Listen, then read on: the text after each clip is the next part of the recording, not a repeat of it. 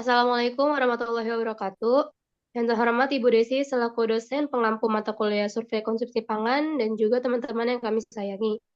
Kami dari kelompok 2 ingin mempresentasikan hasil evaluasi asupan makan sehari pada kelompok kami. Yang pertama ini ada food recall yang dimana respondennya saya sendiri, Naila Cahaya Putri, lalu enumeratornya Talita Salsabila.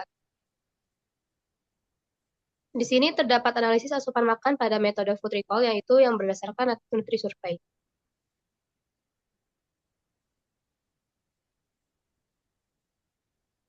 Lalu selanjutnya kami menghitung AKG koreksi dengan berat badan, yang dimana itu untuk menghitung energi, protein, lemak, karbohidrat, dan juga serat. Ini semua mengacu kepada data AKG tahun 2019.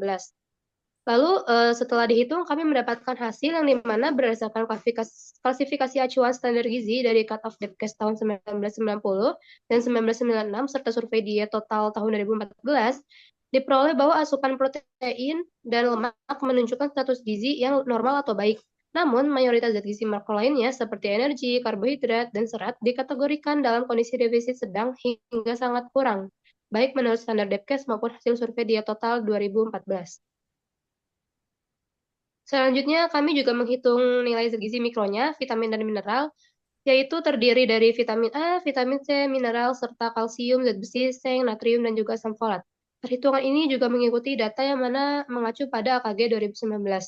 Sesuai klasifikasi acuan standar gizi menurut Gibson 2005, yaitu di mana kalau kurang 77% itu kurang, dan 77% itu cukup.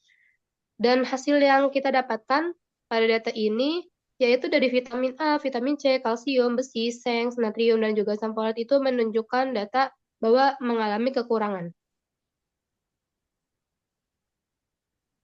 Selanjutnya kita menganalisis asupan makan pada metode food recall yaitu yang berdasarkan TKPI. Di sini ada zat gizi makro yang dimana total energinya yaitu 1,3900,62, lalu protein 61,08, lemaknya 84,06, karbohidrat 103,26 dan juga serat 3,1.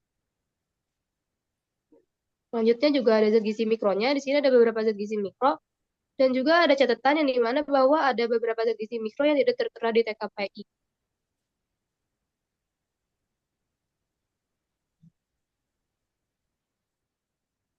Berdasarkan hasil klasifikasi acuan standar gizi dari Cut-off Depkes tahun 1990 dan 1996 serta survei diet total tahun 2014 diperoleh bahwa asupan protein dan lemak menunjukkan status gizi yang normal atau baik. Namun mayoritas zat gizi makro lainnya seperti energi, karbohidrat, dan serat dikategorikan dalam kondisi defisit sehingga eh, defisit sedang hingga sangat kurang, baik menurut standar Depkes maupun hasil survei diet total 2014. Eh, di sini ada evaluasi nilai zat gizi, vitamin, dan mineral. Dari menurut Gibson 2005, kurang dari 77% itu kurang, dan 77% lebih dari 77% itu cukup. Pada klasifikasi acuan standar gizi menurut Gibson 2005 didapatkan klasifikasi vitamin A, vitamin C, kalsium, seng, dan natrium itu kurang, sedangkan mineral dan besi itu cukup jika mengacu pada acuan standar gizi menurut Gibson 2005.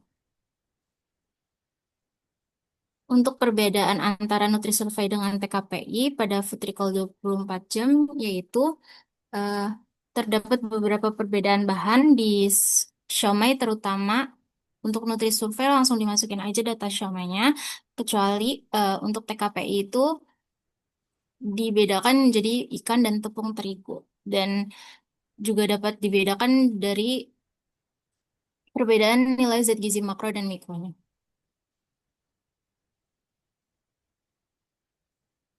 Analisis asupan makanan pada metode food recall berdasarkan DBMP.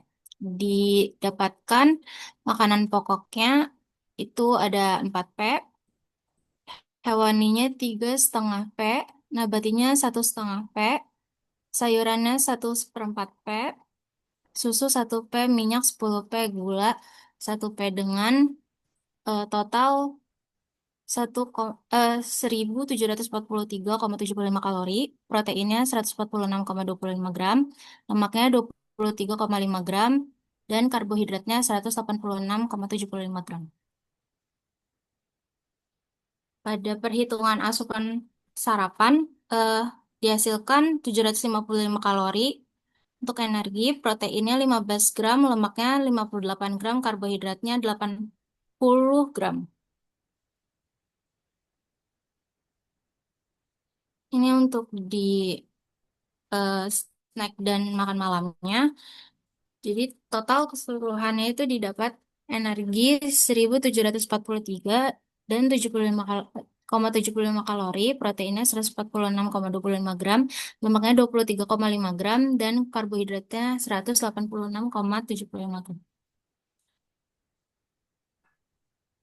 Evaluasi hasil asupan makanan food recall yaitu berdasarkan klasifikasi acuan standar gizi dari Cut-off Depkes tahun 1990 dan 1996 serta survei diet total tahun 2014 diperoleh bahwa asupan protein dan lemak menunjukkan status gizi yang normal atau baik. Namun, mayoritas zat gizi makro lainnya seperti energi, karbohidrat, dan serat dikategorikan dalam kondisi defisit sedang hingga sangat kurang, baik menurut standar Depkes maupun hasil survei diet total 2014.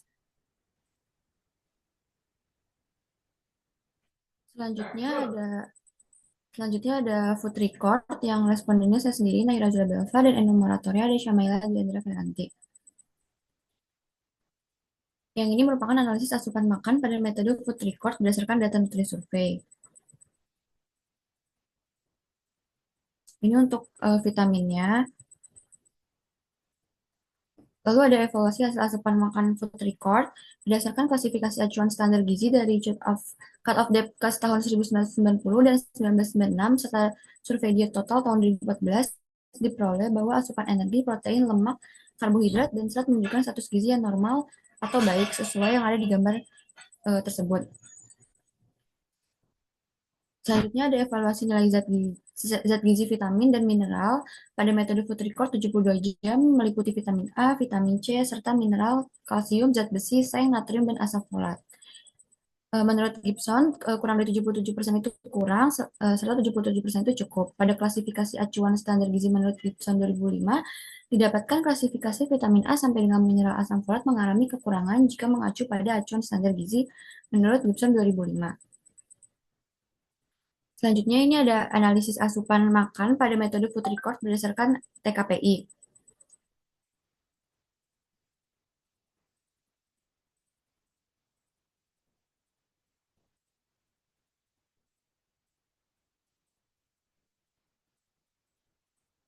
Pada klasifikasi acuan standar gizi Cut-off Depkes 1990, Depkes 1996, dan survei diet total 2014 didapatkan hasil klasifikasi asupan protein defisit ringan kecuali Depkes 1990 dan yang lainnya defisit tingkat ringan. Mayoritas asupan gizi makro seperti energi, karbohidrat, dan serat dinyatakan defisit tingkat berat pada acuan cut-off Depkes 1990 dan Depkes 1996. Begitupun pada survei diet total 2014 dinyatakan sangat kurang, sedangkan menurut tiga acuan gizi tersebut, lemak dinyatakan kurang.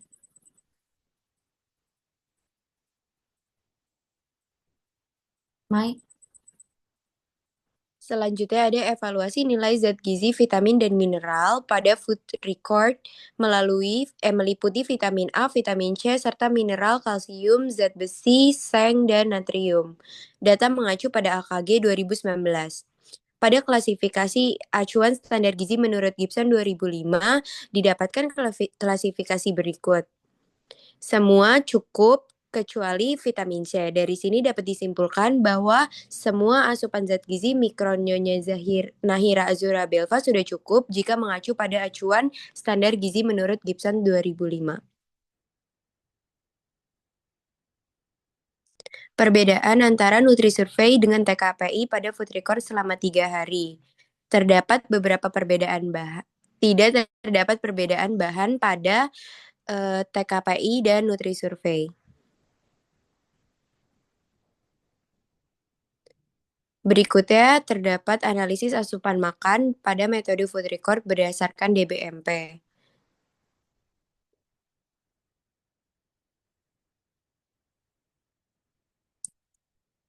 Untuk hari kedua ini didapatkan energi sebanyak 405 kilokalori, protein 20,8 gram, lemak 5,8 gram, dan karbohidrat 67,7 gram.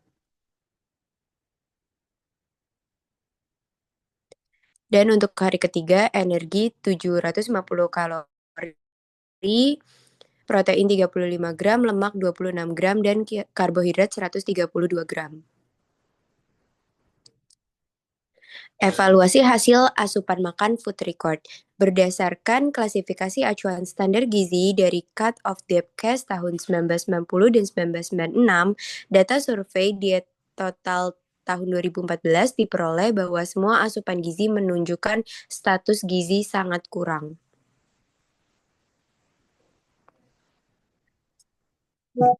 Dan selanjutnya ada semi FFQ. Dan respondennya saya sendiri, Tiara Yovita Karin, dan enumeratornya ada Nadia Kalistra.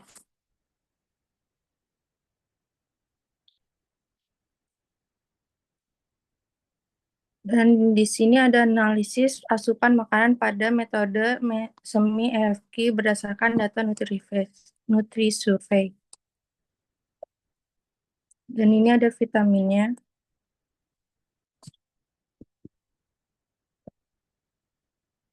Selanjutnya ada evaluasi asupan makanan semi FFQ. Berdasarkan klasifikasi acuan standar gizi dari Cut of Depkes tahun 1990 dan 1996 serta survei diet total tahun 2014. Diperoleh bahwa asupan protein tergolong normal atau baik, sementara lemak masih dalam kategori kurang hingga mendekati cukup. Namun asupan energi, karbohidrat, dan serat menunjukkan kondisi defisit tingkat berat hingga sangat kurang, setidaknya seimbang. Seimbangan ini mencerminkan pola makan yang belum optimal dan beresiko terhadap kesehatan jangka panjang.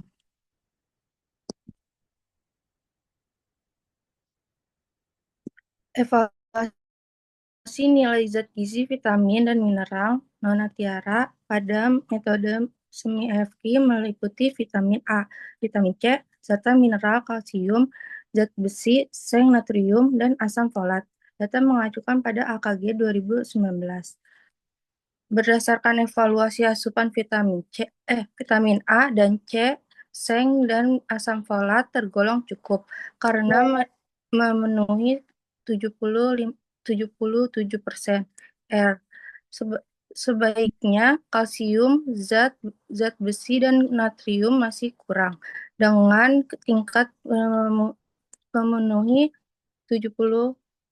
Hal ini menunjukkan bahwa meskipun asupan vitamin cukup baik, mineral tertentu masih perlu ditingkatkan untuk mencapai keseimbangan zat yang optimal.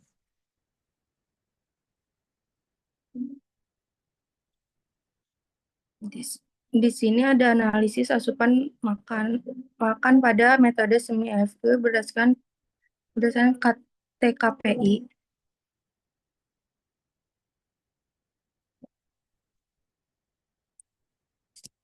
Di sini ada vitamin.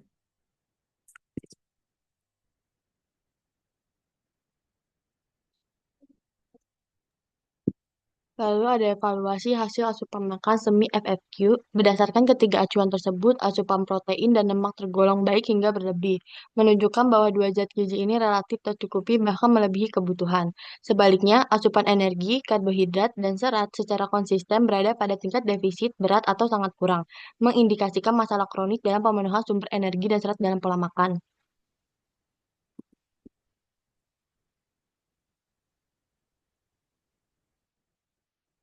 Selanjutnya ada evaluasi nilai zat gizi, vitamin, dan mineral. Pada klasifikasi acuan standar gizi menurut Gibson 2005 didapatkan klasifikasi vitamin A, vitamin C itu cukup, lalu kalsium dan besi itu kurang, seng cukup dan natrium kurang, serta asam folatnya cukup. Dari sini dapat disimpulkan bahwa beberapa asupan zat gizi mikro Nyonya Tiara Yovita Karin Aryani sudah cukup jika mengacu pada acuan standar gizi menurut Gibson 2005.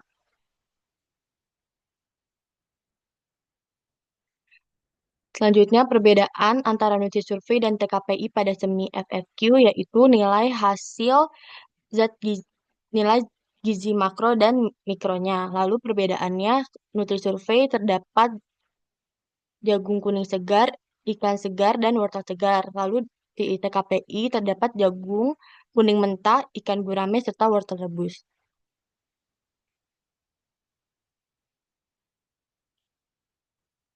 Analisis asupan makan pada metode semi FFQ berdasarkan DBMP, yaitu tabel sebelah kiri menunjukkan rincian berat dan kandungan zat gizi dari masing-masing bahan makanan, sedangkan tabel sebelah kanan menunjukkan pola menu yang disusun dari bahan-bahan tersebut.